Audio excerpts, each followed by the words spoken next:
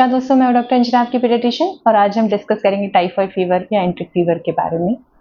ये एक तरीके की फूड बॉर्न इलनेस है और ये एक बैक्टीरियल इन्फेक्शन है जिसके लिए हमारे पास एंटीबायोटिक्स है, लेकिन टाइफाइड फीवर के अगेंस्ट जो एंटीबायोटिक्स है उनके लिए resistance day by day increase होता जा रहा है।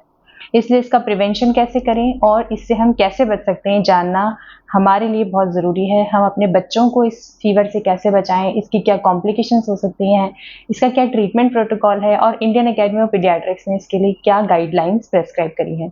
इन सब टॉपिक्स के बारे में हम आज डिस्कस करेंगे। तो सबसे पहले हम जानते हैं कि टाइफाइड फीवर एक प्रकार का बैक्टीरियल इन्फेक्शन है जो साल्मोनेला टाइफी या साल्मोनेला पैराटाइफी नाम के बैक्टीरिया से होता है।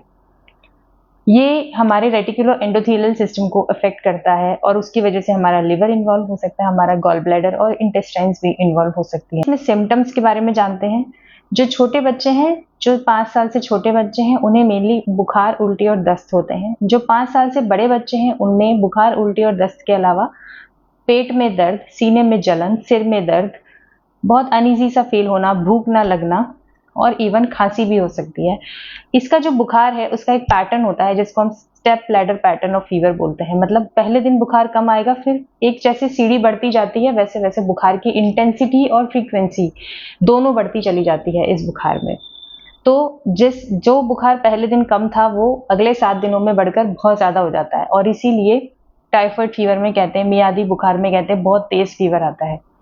अब हम इसको डायग्नोस कैसे करें? जो लेबोरेटरी इन्वेस्टिगेशंस हैं उसमें सबसे इंपॉर्टेंट सीबीसी में यूजुअली डब्ल्यूबीसी काउंट कम होते हैं लेकिन न्यूट्रोफिल्स की कॉन्सेंट्रेशन ज़्यादा होती है, मतलब न्यूट्रोफिलिया होता है। प्लेटलेट काउंट्स कम हो सकते हैं, डब्ल्यूबीसी काउंट भी कम हो सकते हैं। इसके बाद जो हम कराते हैं, जो गोल्ड स्टैंडर्ड ऑफ इन्वेस्टिगेशन है वो है blood culture. Blood culture first week of fever में, बुखार आने के पहले सप्ताह में पॉजिटिव आता है 90% ऑफ केसेस में। लेकिन अगर बुखार का ड्यूरेशन बढ़ता चला जाएगा तो चौथे वीक तक आते आते ब्लड कल्चर सिर्फ 40% केसेस में पॉजिटिव आता है। इसलिए हमें ब्लड कल्चर टाइफाइड फीवर में जल्दी करा लेना चाहिए और यही इसका एक गोल्ड स्टैंडर्ड ऑफ डायग्नोसिस भी माना गया है, क्योंकि इसमें हमको ये भी पता चलता है कि हमारे अंदर जो बैक्टीरिया है टाइफाइड फीवर की वजह से जो हमें अफेक्ट कर रहा है वो किन किन एंटीबायोटिक्स के लिए सेंसिटिव है और हमें कौन कौन सी दवाइयाँ उसमें देनी है। इसके बाद आता है विडाल टेस्ट। विडाल टेस्ट एक बहुत ही वाइड स्प्रेड यूज होने वाला टेस्ट है जो हर जगह ऑलमोस्ट हर लेबोरेटरी में होता है। इसमें आईजीजी और आईजीएम एंटीबॉडीज को डिटेक्ट किया जाता है और सेकेंड वीक ऑफ इलनेस में, बुखार आने के दूसरे सप्ताह में ये पॉजिटिव आता है और पॉजिटिव तभी माना जाता है जब उसका टाइटर 1:160 से ज़्यादा हो। इसमें हमको ये भी पता चल जाता है कि साल्मोनेला टाइफी ओ है, एच है, पैराटाइफी है या कौन सा बैक्टीरिया है जो हमको अफेक्ट कर रहा है। लेकिन विडाल टेस्ट का एक ड्रॉबैक है। वो ड्रॉबैक ये है कि ये कई सारी डिजीजेस जैसे कि डेंगू में, रिकेट्सियल डिजीजेस में या इवन मलेरिया में भी पॉजिटिव आ सकता है। इसलिए अगर विडाल टेस्ट पॉजिटिव है तो हम ये नहीं कह सकते कि इसको सिर्फ और सिर्फ टाइफाइड फीवर है, इसको कोई और फीवर भी हो सकता है जिसके लिए हमें फर्दर इन्वेस्टिगेट करना पड़ता है। अब बात करते हैं ट्रीटमेंट की। ट्रीटमेंट में इंडियन अकेडमी ऑफ पीडियाट्रिक्स की गाइडलाइंस के अनुसार 2 एंटीबायोटिक्स जो हैं वो ओरल मेडिकेशन के लिए सजेस्ट की गई हैं, सेफिक्सिम और एजिथ्रोमाइसिन। दोनों का डोज होता है 20 mg पर kg पर डे। और अगर इससे बुखार ठीक नहीं होता है, अगर इन दवाइयों के लिए रेजिस्टेंस है तो हमें आईवी एंटीबायोटिक्स में आईवी सेफ्ट्राक्सोन पर भी जाना पड़ता है जिसका डोज होता है 100 mg पर kg पर डे। फर्दर अगर इससे भी नहीं होता तो हमें एस्ट्रोनाम या और हायर एंटीबायोटिक्स लगानी पड़ सकती है। अब टाइफाइड फीवर का ड्यूरेशन ऑफ ट्रीटमेंट कितना होना चाहिए? Duration of treatment usually 7 days होता है। कम से कम 7 दिन के लिए हमको एंटीबायोटिक्स देना ही पड़ता है क्योंकि इसका रिकरेंस भी बहुत कॉमन है। और कुछ पर्टिकुलर केसेस में जहाँ पर इन्फेक्शन या बैक्टीरियल लोड बहुत ज़्यादा है या टॉक्सिक है बच्चा बहुत ज़्यादा, तो हमको 14 डेज के लिए भी एंटीबायोटिक देना पड़ सकता है। अब बात करते हैं कॉम्प्लिकेशंस की।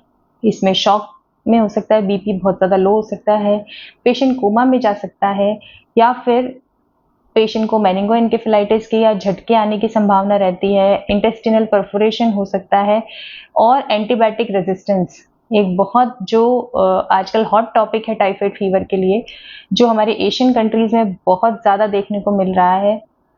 ये भी एक बहुत बड़ा टाइफाइड फीवर का कॉम्प्लिकेशन है। अब इससे हम बचें कैसे? हमारे बच्चों को ये कैसे बचाएं हम टाइफाइड फीवर से? तो सबसे ज़रूरी तो हाइजीन मेंटेन करना, बाहर का खाना ना खाएं बरसात के मौसम में, हैंड वॉशिंग का ध्यान रखें।